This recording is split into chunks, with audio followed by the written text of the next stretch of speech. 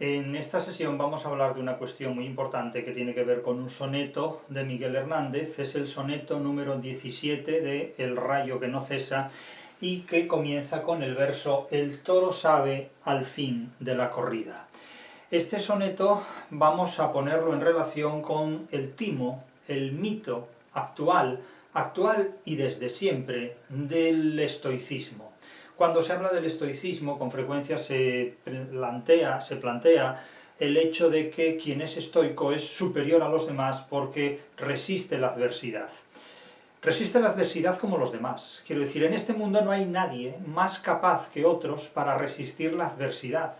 Porque cuando uno tiene que enfrentarse a un accidente mortal, a una enfermedad mortal, o a cualquier circunstancia que nos ponga en una posición, en una situación extrema, da igual ser más o menos estoico o ser más o menos lo que se quiera ser, porque la realidad es la misma. Es decir, aquí lo que vamos a plantear a propósito de este soneto de Miguel Hernández es que el estoicismo es un autoengaño, como una parte de la filosofía que tiene como finalidad proyectar un narcisismo sobre uno mismo, suponiendo que por ser estoico uno es más valioso que los demás. A mí me hace mucha gracia que haya gente de 20 años o de 30 años o de cualquier edad que diga que es estoica.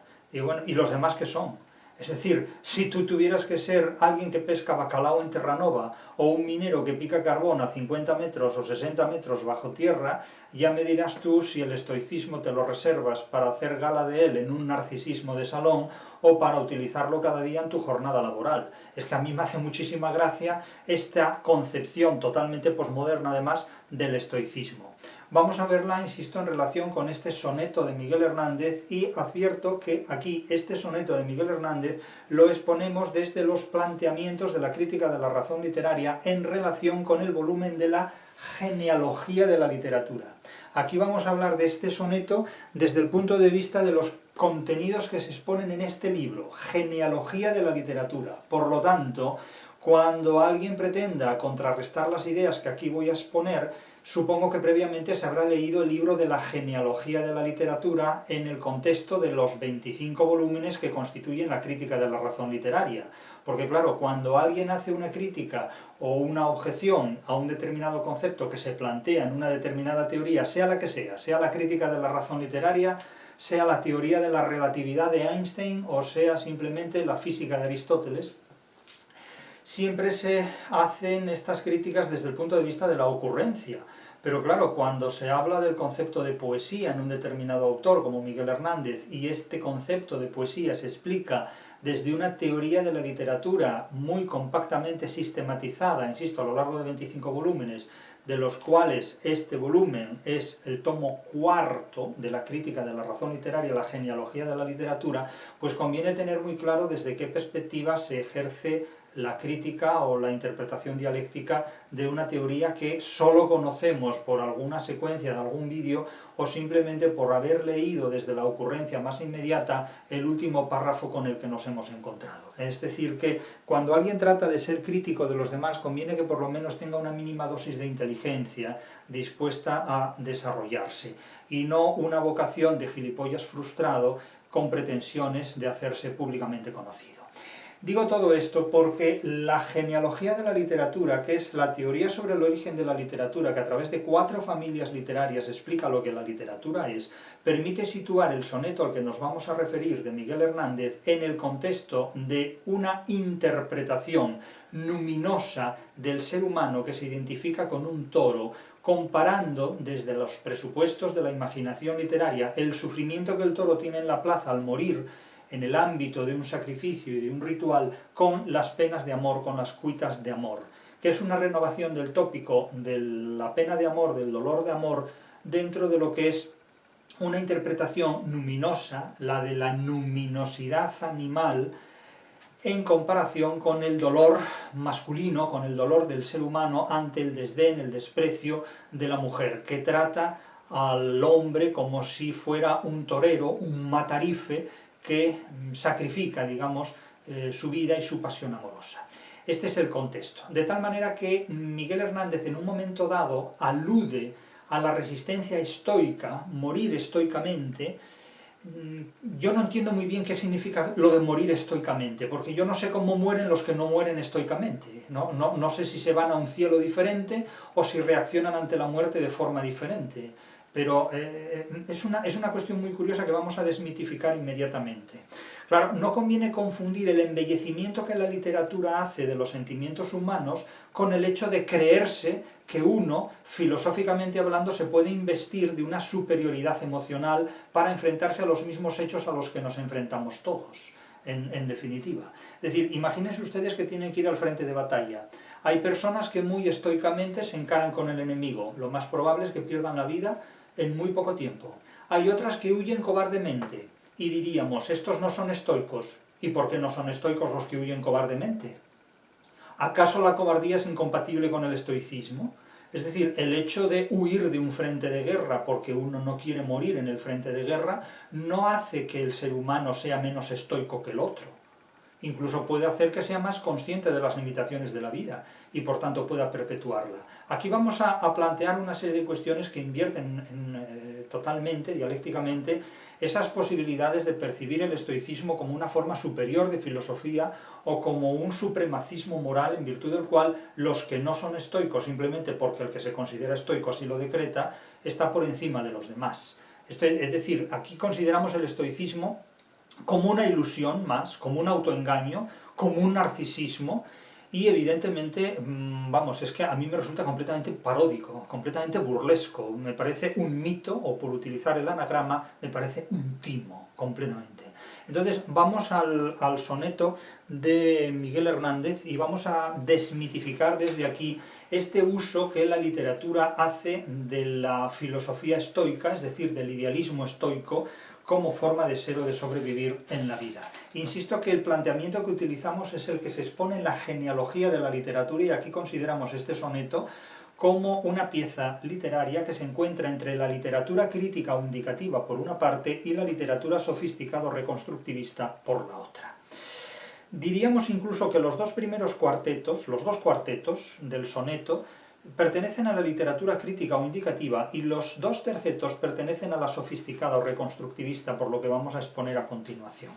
Vamos a leer primero el soneto de Miguel Hernández y después vamos a explicarlo desmitificando el mito del estoicismo y, francamente, burlándonos desde el punto de vista literario de lo que es la filosofía estoica, la que consideramos un timo absoluto y completo. Un timo además redivido y revivido en nuestro tiempo, el siglo XXI. Dice Miguel Hernández en este soneto: el toro sabe al fin de la corrida, donde prueba su chorro repentino, que el sabor de la muerte es el de un vino que el equilibrio impide de la vida. Respira corazones por la herida, desde un gigante corazón vecino, y su vasto poder de piedra y pino cesa debilitado en la caída. Y como el toro tú, mi sangre astada, que el cotidiano cáliz de la muerte, edificado con un turbio acero, vierte sobre mi lengua un gusto a espada, diluida en un vino espeso y fuerte, desde mi corazón donde me muero. Bien, este es un soneto de una belleza literaria extraordinaria. Piensen que la literatura es un embellecimiento de la realidad, es también un embellecimiento de determinadas posturas que en el ámbito de la filosofía se pueden idealizar hasta el extremo, pero que la literatura desde luego no se toma en serio. Es decir, lo que la filosofía se toma en serio, la literatura lo echa por tierra, lo desmitifica tremendamente. La literatura es mucho más desmitificadora que la filosofía. La filosofía tiende al idealismo, se escapa hacia el idealismo tremendamente porque tiene que afirmar idealmente lo que realmente no es, lo que realmente no consigue. Es decir, ser estoico consiste en creerse estoico siendo una persona común y corriente, como los demás. Es decir, péguense un martillazo en una mano y a ver qué estoicismo son capaces de mantener, ¿no? Córtense el cuello y a ver qué estoicismo son capaces de mantener. Es decir, esto todo es una auténtica ridiculez, evidentemente. El estoicismo es el asumir lo que no hay más remedio que asumir. Pónganse a danzar, pónganse a cantar o pónganse a llorar. Es decir, no hay más remedio que todo esto. Pero vamos por partes. Vamos a analizar cada una de estas estrofas y vamos a examinar el sentido y el contenido del poema. Ya advierto que, ante todo, este poema lo que plantea es una comparación que termina en una síntesis entre el dolor humano por la falta de amor satisfecho, porque no hay un amor satisfecho, y este dolor humano, esta experiencia de dolor humano se compara con el dolor que sufre un toro al ser sacrificado públicamente en una plaza de toros, en una corrida. Es decir, que la muerte del toro en una corrida de toros se compara con el dolor que tiene el ser humano, particularmente el hombre, al ser desdeñado amorosamente por la mujer a la que pretende. Este es el planteamiento del soneto. Se repite con frecuencia este planteamiento en muchos de los sonetos del Rayo que no cesa, de Miguel Hernández, pero este es el rasgo característico de este soneto, de esta pieza literaria que tenemos delante. Aquí lo que ocurre es que el poeta trata de recibir, trata de investirse de la luminosidad animal, de la grandeza que se atribuye al toro muriendo en la plaza. Hay personas que consideran que el toro no tiene ninguna grandeza muriendo en la plaza, sino que el torero es un matarife que lo asesina.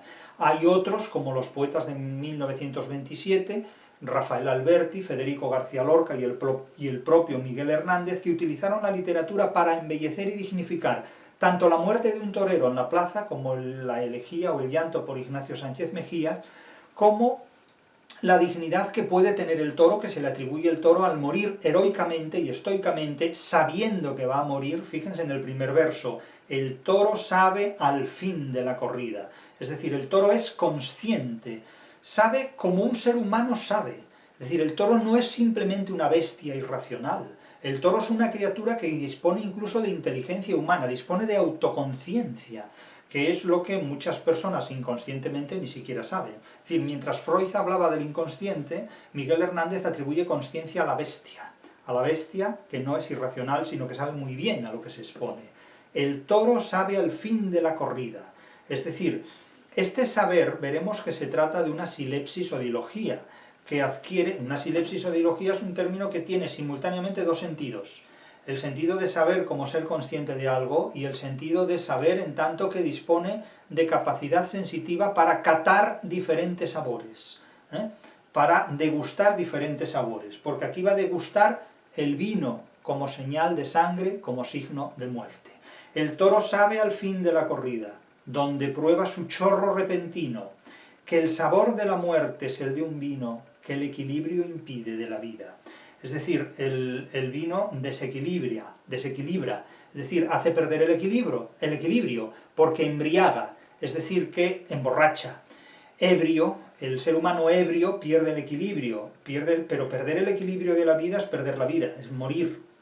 De tal manera que el toro sabe, es consciente, es autoconsciente, conoce finalmente lo que es la corrida, ser protagonista de un sacrificio, de un ritual, donde el sabor de la corrida es la muerte, un chorro repentino. Pero este chorro repentino remite a la sangre del animal sufriendo el sacrificio y el ritual que termina con su muerte, y a la eyaculación humana. Es decir, el poema en este punto es enormemente erótico, es el chorro repentino, del mismo modo que la corrida. Ustedes pueden pensar en la corrida de toros y pueden pensar en otro tipo de corridas, porque el texto lo admite, sinceramente. No tenemos que buscarle aquí 5 pies al gato, porque en los 4 pies del gato está el sentido de esta palabra.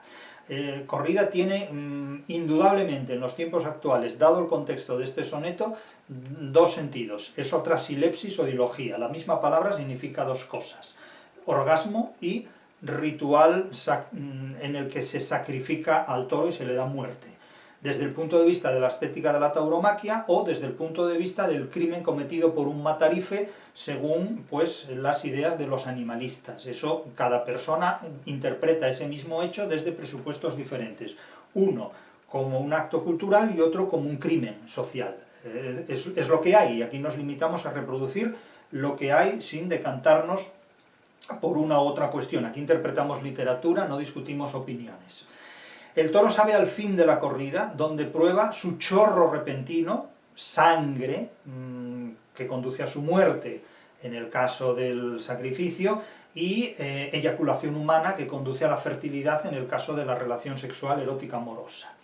Que el sabor de la muerte es el de un vino, es decir, aquí, insisto, la silepsis o dilogía, el doble sentido de una sola y única palabra, saber como conciencia, es saber como degustación de sabor, como cata. Se ha probado la muerte, se prueba el sabor de la muerte, ¿Cómo se simboliza? En el vino. El vino mantiene una relación de analogía metafórica con la sangre.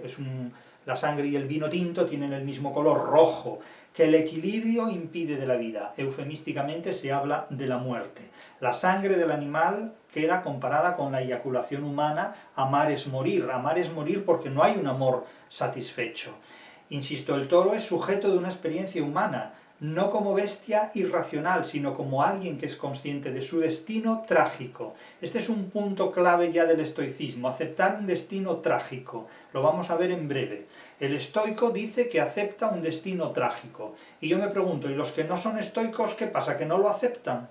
Es decir, a uno le dicen, tú te vas a morir, y dice, bueno, yo como soy estoico lo acepto. Bueno, pero es que usted lo tiene que aceptar, sea estoico, ¿no? Vamos a ver, es como si dicen, es que los que tienen los ojos azules aceptan que la Tierra gira alrededor del Sol. Y soy estoico porque lo acepto, ¿no? Pero es que o acepto la ley de la gravedad y por eso soy estoico. Digo, mire, usted puede ser o no estoico, pero la ley de la gravedad no le pregunta si usted es estoico o no. Simplemente se impone y se terminó, vamos. O sea, es que a mí me hace una gracia esto de, bueno, yo soy estoico porque acepto el destino, acepto el fatum, y si no lo acepta da igual, vamos, porque nadie le pregunta si usted está de acuerdo o no con las exigencias de la realidad. Si usted no está de acuerdo con las exigencias de la realidad lo tritura, porque la realidad no tolera a quien no es compatible con ella, sean estoicos o no, se declaren estoicos o hechos de rayos ultravioletas, que le da lo mismo al tema este. Esto en cuanto a la primera estrofa, al primer cuarteto. Si vamos al segundo cuarteto, leámoslo. Respira corazones por la herida. ¿Quién? El toro. Desde un gigante corazón vecino. ¿El de quién? Pues el del matarife, el del torero, o el de la mujer frente al hombre, si comparamos al torero con la mujer y al toro con el hombre. Al animal con el matarife, al toro con el torero, al hombre con la mujer. Aquí hay una relación dialéctica. Y su vasto poder de piedra y pino cesa debilitado en la caída. Aquí hay un momento en el que el toro muere. Un momento en el que el toro cae, pierde la vida, y su vasto poder de piedra y pino, fíjense que dos términos, piedra, la piedra que cae muerta, que cae inerte, que cae sin vida, y pino, que remite, tiene un valor fálico, indudablemente, pero no creo que aquí haya que subrayar esta erección, digamos.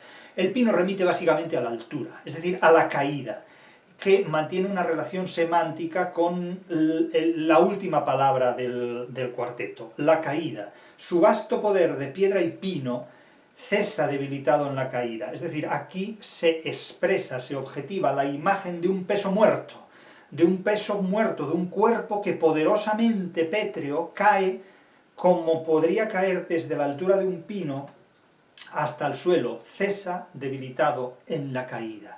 Es decir, es una imagen dialéctica de la altura al suelo, del cielo al suelo, de la altura de un árbol fuerte y robusto como el pino al suelo, que cae, insisto, como un cuerpo muerto, como un peso muerto, como una piedra que ha perdido la vida y la consciencia también. Su vasto poder queda debilitado y cesa, la vastedad de su poder cesa en la caída. Los dos primeros versos del cuarteto son muy expresivos. Respira por la herida, es una metáfora verbal porque las heridas no respiran, pero digamos que la herida concentra el mayor dolor posible, ¿no? Respira, ¿qué respira por la herida? Corazones. Debería respirar aire, pero metafóricamente respira corazones, respira amor.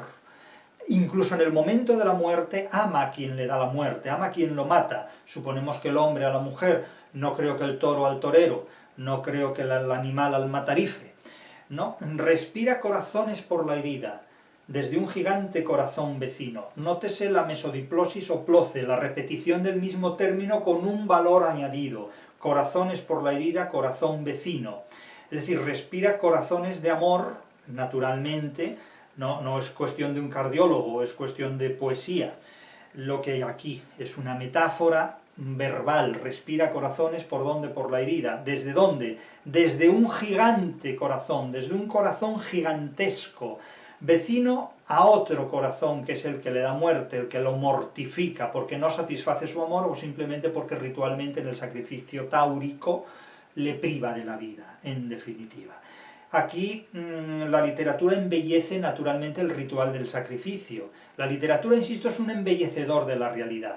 es un embellecedor sublimante, es una sublimación de un acto verdaderamente violento. Volveremos luego a la imagen del vino como signo de sangre, como sinónimo de sangre, semánticamente de sangre, que remite naturalmente a la embriaguez, reveladora de pasión, y a la dimensión dionisíaca del sacrificio, ¿no? Pero vamos ahora, ya aquí hemos tratado la parte más crítica, vamos ahora ya de pleno a la literatura sofisticada o reconstructivista, según los términos de la genealogía de la literatura. La genealogía de la literatura. No perdemos de vista un método sistemático de interpretación literaria. No podemos enfrentarnos a los materiales literarios de espaldas a la ciencia de la literatura, porque si no, lo que hacemos es filosofía de la literatura de forma totalmente ocurrente. La filosofía de la literatura, es decir, la organización de las ideas objetivadas formalmente en los materiales literarios, deben estar fundamentadas en una sistematización de los conceptos literarios, porque si no, lo que se hace es crítica al estilo Octavio Paz en El arco y la lira, o como muchos otros en el sentido de Stefan Zweig, o del propio Michel de Montaigne, o de Ortega y Gasset. Es decir, dicen ocurrencias sobre la literatura, les ponen la firma de un autor con más o menos renombre, porque se hace famoso ante gente que no es capaz de interpretarlo críticamente, y ya está. Y con eso se ganan ensayos, se ganan premios y se coleccionan galardones de todo tipo, pero no se interpreta lo que la literatura es. Primero de los tercetos. Y como el toro tú, mi sangre astada. Nótese que aquí se esgrime directamente a la comparación directa, el símil. Yo como el toro como yo, en igualdad de condiciones, una comparación de igualdad. Y como el toro tú, es una expresión autodialógica, el poeta se dirige a sí mismo hablando y contemplándose, es un momento de autocontemplación. La propia muerte del toro se identifica con la propia muerte de amor del poeta en un espectáculo autocontemplativo. Es decir, es la contemplación del propio Apocalipsis, la contemplación de la propia muerte. Y como el toro tú, mi sangre astada, volvemos de nuevo a la sangre del táurico, la sangre de la criatura, el toro, que muere en el sacrificio. Aquí hay un nivel de antropomorfización animal o de animalización humana que es absoluta. La bestia y el hombre son lo mismo. Y alguien dirá, es que los hombres son bestias. Digan lo que quieran. Yo leo literatura, no escucho memeces. Y como el toro tú, mi sangre astada. Es una metáfora de oposición, tú, mi sangre astada. Que el cotidiano cáliz de la muerte, edificado con un turbio acero, vierte sobre mi lengua un gusto a espada, etcétera, etcétera. Pero aquí ya se han dicho muchísimas cosas, ¿eh? Es posible que si ustedes no conocen la tradición estoica en la literatura y en la filosofía, les haya pasado desapercibido el contenido del segundo verso del primer terceto, que el cotidiano cáliz de la muerte. Si no tienen una formación literaria lo suficientemente solvente, y nacemos sin tenerla, hay que adquirirla a lo largo de la vida, ustedes no percibirán el guiño tan decisivo, la mención tan importante que este verso hace de la filosofía estoica. Este verso, Miguel Hernández lo pone aquí por Quevedo. Es decir, si Miguel Hernández no hubiera leído nunca Quevedo, este verso no lo habría escrito jamás. Y como el toro tú, mi sangre astada, que el cotidiano cáliz de la muerte, edificado en un turbio acero, vierte sobre mi lengua un gusto a espada. El cotidiano cáliz de la muerte. Este asunto, el cotidiano cáliz de la muerte, remite a dos tópicos fundamentales de la filosofía estoica. Estos dos tópicos fundamentales son los que tengo aquí a mis espaldas, que son el traditum estoico y el cotidie morimur. Vamos a explicar esto muy sintéticamente, porque esto ustedes lo conocen de otra manera, han oído hablar de ello constantemente, pero no lo han asociado a este tipo de hechos. El traditum estoico es el contenido, el conjunto de reflexiones que el estoicismo ha transmitido prácticamente hasta nosotros, desde Zenón de Citia, pasando por Marco Aurelio, el autor de las Meditaciones, por Epicteto y por supuesto Séneca, ¿no? Estos autores romanos. Es el conjunto de reflexiones, de conocimientos que se transmite, sobre todo el traditum es lo que se transmite, lo que de alguna manera constituye el tesoro de un conjunto de conocimientos o de transmisiones en los que se sintetizan los ideales de una determinada escuela filosófica o tendencia. El traditum estoico remite precisamente el tópico, también literario, del quotidie morimur, es decir, del morir al día.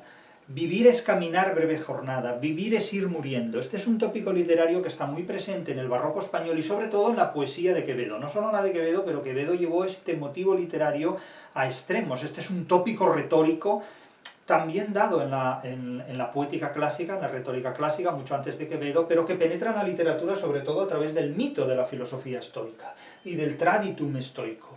El traditum estoico se puede resumir en varios puntos, aquí podemos sintetizarlo en 6 puntos principales. En primer lugar, los estoicos plantean una ética y una moral que es su filosofía práctica. Es decir, que ellos consideran que la ética en unos casos, la moral en otros casos, la ética como defensa de la vida humana y la moral como defensa de la vida colectiva, ha de ser una filosofía práctica. Sin embargo, los estoicos hablaban de moral cuando trataban de imponer su ética a los demás. Es una manera muy curiosa, es como los cristianos. En el cristianismo la ética y la moral coinciden porque el cristianismo, como el estoicismo, no permite una moral ajena a la propia. Entonces, claro, cuando se trata de defender la vida del individuo, ellos imponen que se defienda éticamente la vida del individuo en un grupo moral. Y al final resulta que para sobrevivir gremialmente no tiene ningún inconveniente en sacrificar la vida de cualquiera de sus miembros, porque eso va en defensa de la moral del grupo. Es decir, matar a uno de los nuestros, no hablan de matar, sino de sacrificar, de ahí lo del martirio, el martirio como la única forma de suicidio legitimada por las religiones, legitimada también por el estoicismo, permite simplemente la supervivencia del grupo. Entonces, claro, cuando ellos hablan de ética o moral como una filosofía práctica, era para decirles, pero es que los que no son estoicos también tienen una ética y una moral que ejercen desde una filosofía práctica. Es decir, los hedonistas también tienen eso. Es decir, el nazismo también tenía una ética y una filosofía práctica incompatible con la realidad en muchos aspectos, pero tardó el mundo 10 años en demostrar empíricamente, a través de la razón práctica, la incompatibilidad de la ética y de la moral de la filosofía nazi. Entonces, claro, este atributo que se atribuye, valga la redundancia, al estoicismo para sí mismo, es tan falsario como cualquier otro. Es decir, bueno, y los que no son estoicos también. En segundo lugar, el estoicismo impone la aceptación del destino, del llamado fatum. Es decir, como el toro en la plaza acepta su destino, pues el estoico acepta su destino. En primer lugar, el toro en la plaza no acepta su destino, porque si aceptara su destino se dejaría matar, y lucha por sobrevivir, lucha por embestir. Lo que ocurre es que lucha en unas condiciones completamente adversas. El toro en la plaza nunca ha visto un capote antes. Una de las normas básicas de la tauromaquia es que el toro nunca haya visto jamás un capote antes de entrar en la plaza, porque si lo ha visto ya conoce el truco. Entonces, no es que el toro acepte su destino, es que el toro no tiene ninguna capacidad de elección. El toro, como animal que es, reacciona, casi diríamos mecánicamente, por evocar esta tendencia del mecanicismo de las bestias, casi reacciona mecánicamente a las circunstancias en las que se encuentra.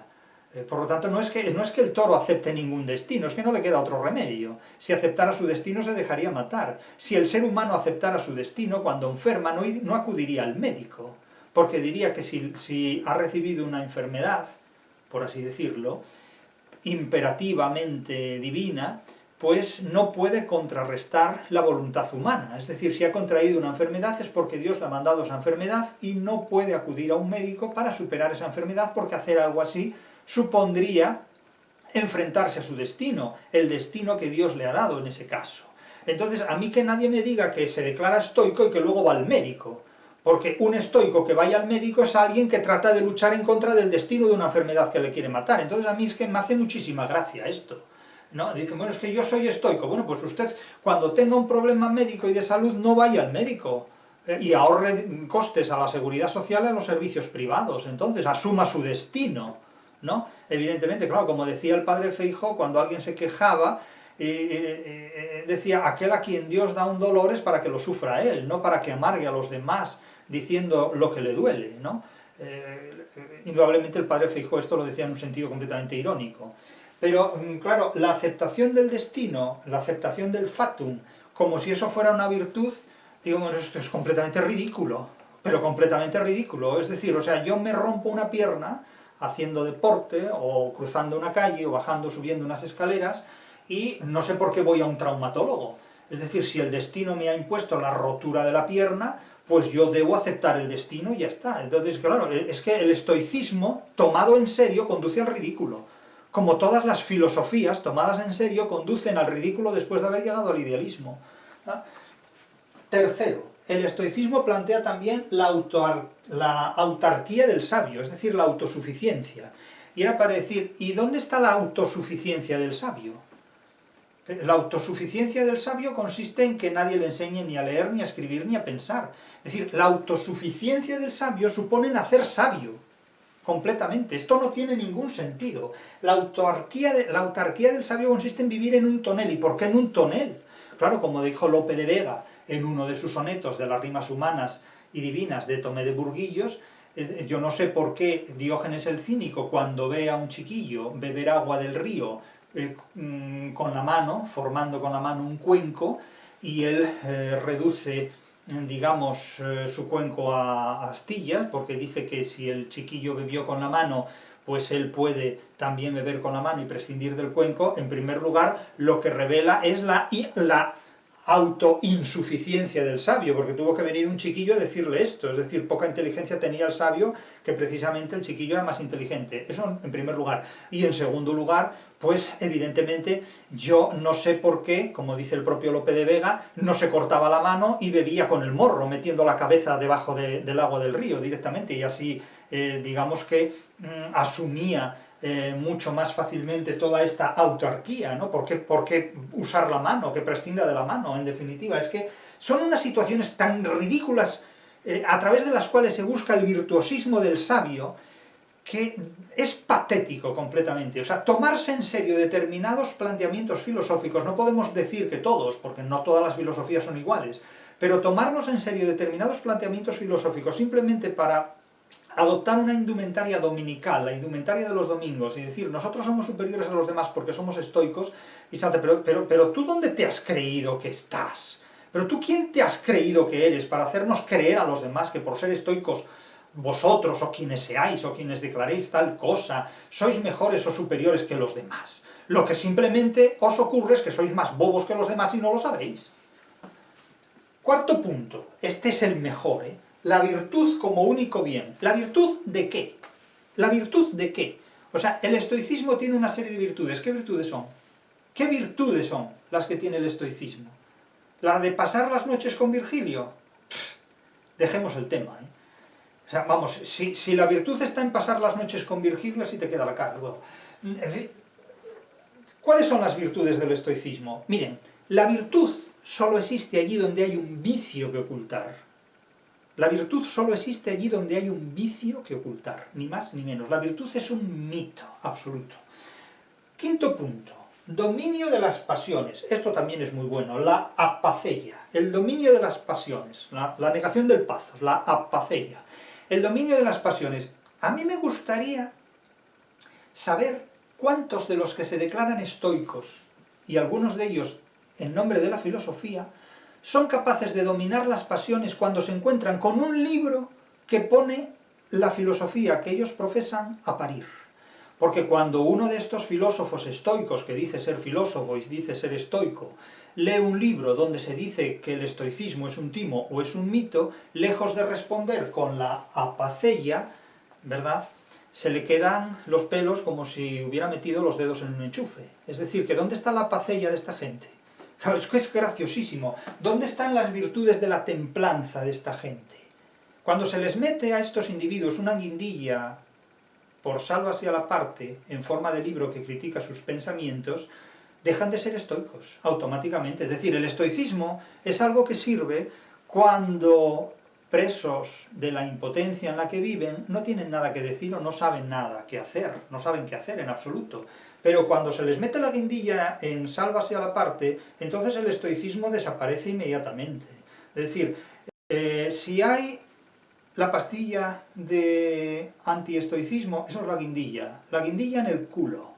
La guindilla en el culo es el mejor antídoto del estoicismo, en definitiva. Y a veces la guindilla de un culo es simplemente un libro donde se ponga el idealismo filosófico en el lugar que le corresponde. Entonces, todos estos idearios espiritualistas, fantasmagóricos, del traditum estoico, la aceptación del destino, la autarquía del sabio, la virtud como único bien, el dominio de las pasiones, la superioridad ética y moral, etcétera, etcétera, todo eso se quita precisamente enfrentándose a la realidad, porque el estoicismo no es más que una filosofía de aquel que nunca se ha enfrentado a la realidad. Ponte a trabajar y ya verás dónde te queda el estoicismo, en la resistencia. Punto 6, que también se puede mencionar, la meditación diaria. Dice, bueno, la meditación diaria es propia de los estoicos. ¿Y en qué meditan? ¿Pero qué meditan? ¿Qué medita una cabeza vacía? ¿Qué medita la cabeza de alguien que no ha trabajado nunca? Entonces, es una meditación filosófica, pero ¿cuál es el contenido? ¿Cuál es el contenido? Un examen de conciencia. ¿De qué conciencia? ¿No? Y la preparación para la muerte. Yo le diría a la gente que se preparara para la vida, porque la preparación para la muerte supone que hay un cese de ejercicio en todo tipo de actividades vitales y laborales. Por lo tanto, prepararse para la muerte es una pérdida de tiempo. Es una pérdida de tiempo porque una vez muerto no se va a hacer nada. Entonces, a mí me hace muchísima gracia que se hable de prepararse para la muerte cuando una vez muerto no tienes nada que hacer. Entonces, ¿cuál es el contenido de esa preparación? Lo que hay que hacer es prepararse para la vida. O sea, es que si ustedes se fijan, los ideales del estoicismo son de una ridiculez absolutamente galopante y extraordinaria. Pero es que no tiene ningún sentido. Es que esto solo sirve para morirse a carcajadas. O sea, realmente...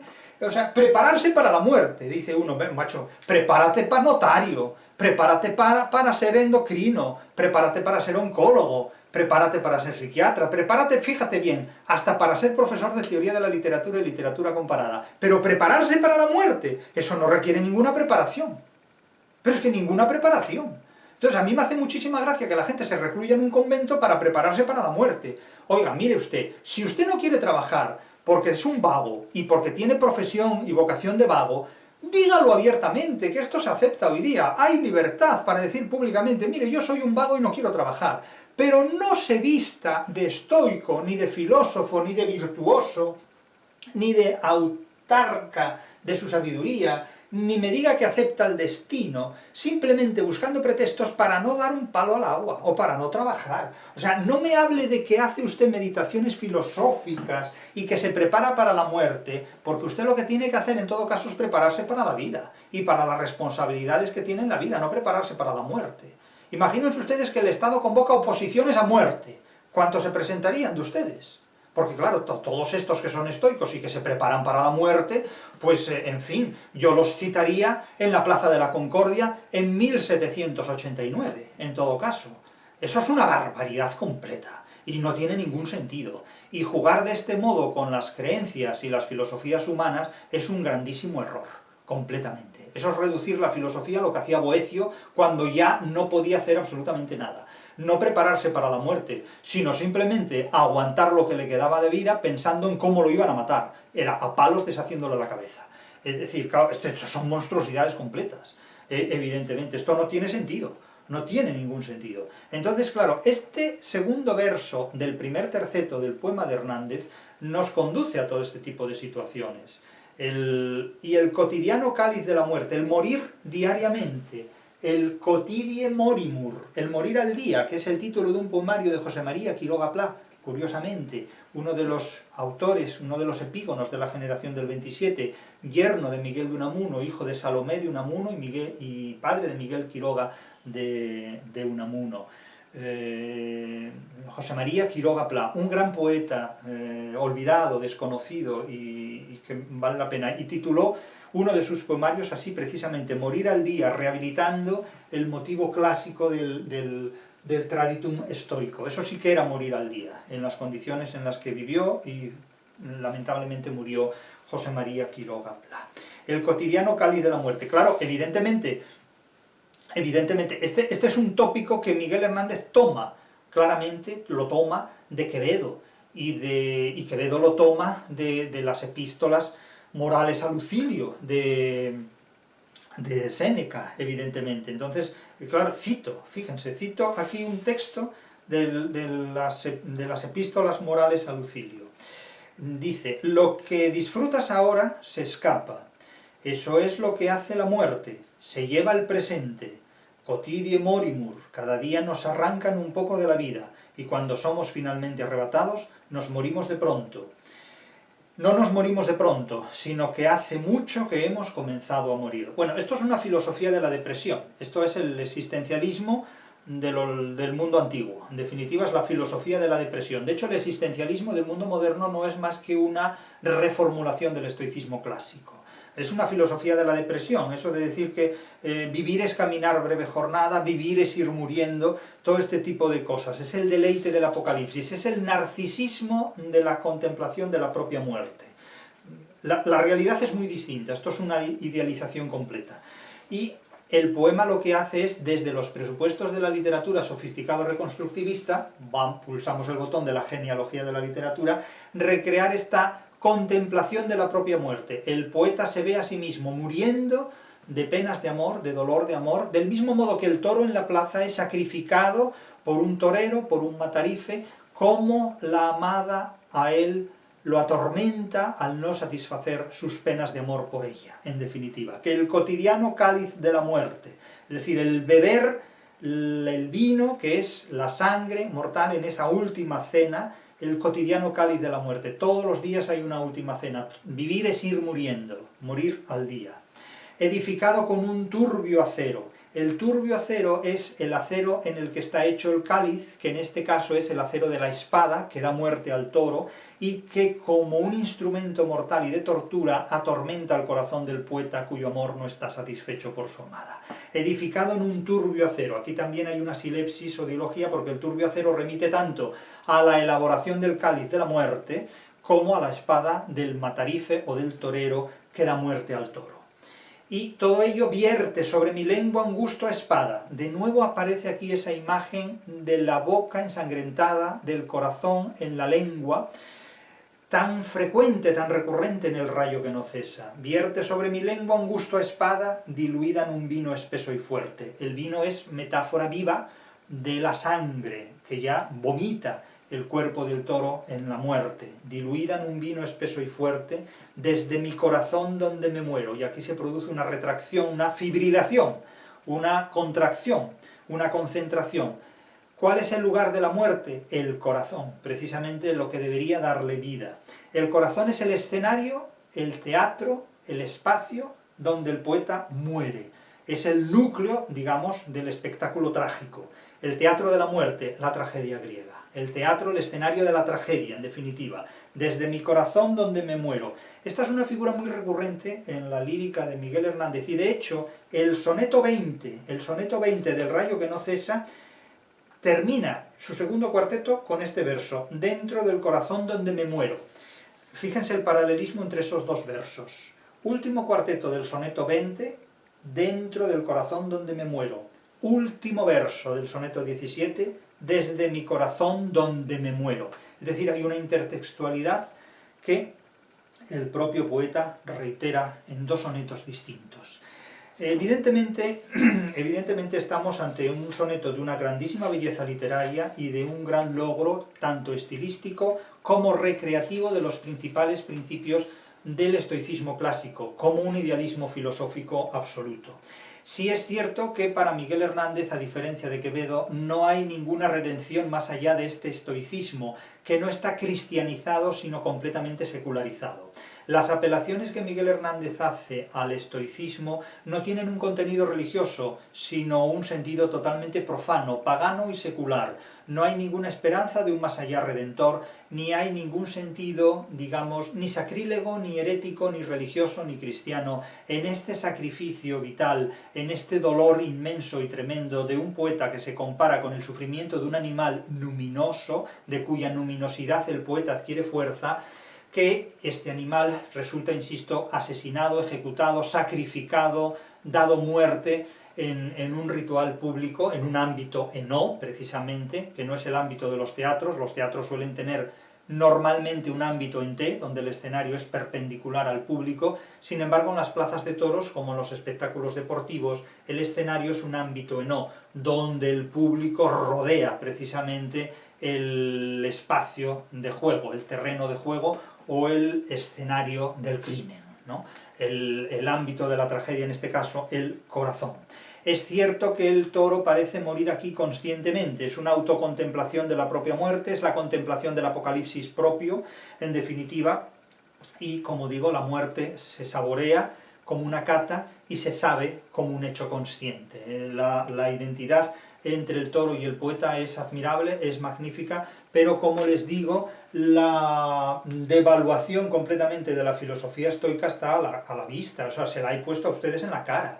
Es decir, si ustedes se siguen declarando estoicos después de esto, es que se toman el pelo a sí mismos y tratan de engañar no sé a quién, pero a mí no me engañan con este tema. Y a el propio Miguel Hernández tampoco, porque Miguel Hernández ha reducido el estoicismo a un embellecimiento literario, es decir, a una forma de literatura sofisticada reconstructivista que desde el punto de vista de la genealogía de la literatura lo único que plantea es una crítica desde presupuestos supuestamente irracionales o ideales, que es lo que la literatura ha hecho con frecuencia de la filosofía, considerarla un idealismo absolutamente inviable o incompatible con la realidad. La literatura es una desmitificación de la experiencia humana y un desengaño de la experiencia humana. La filosofía básicamente siempre es un engaño de la experiencia humana, y el mayor engaño de la experiencia humana que puede haber desde el punto de vista de las virtudes, del autoconocimiento, de la superioridad ética y de creer que uno domina las pasiones es el estoicismo. Es decir, mucha de la responsabilidad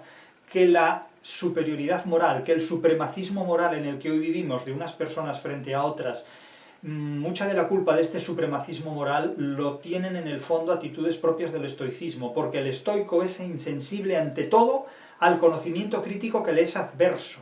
El estoicismo no es sobre todo una indiferencia a las pasiones, el estoicismo es una creencia en la superioridad de las ideas propias frente a la validez de las ideas ajenas. Es decir, Juana de Arco era una estoica completa frente a la superioridad de las ideas que no le convenía asumir. Es decir, el fanatismo religioso, el fanatismo idealista, el fundamentalismo filosófico tiene un fundamento estoico absolutamente importante. Sin la fuerza del fanatismo estoico, las ideas irracionales no se mantendrían por encima de la realidad. Es decir, que el estoicismo, lejos de proporcionarnos una apertura racional, nos convierte precisamente en alguien que tiene el cerebro a oscuras. Ese es el gran problema.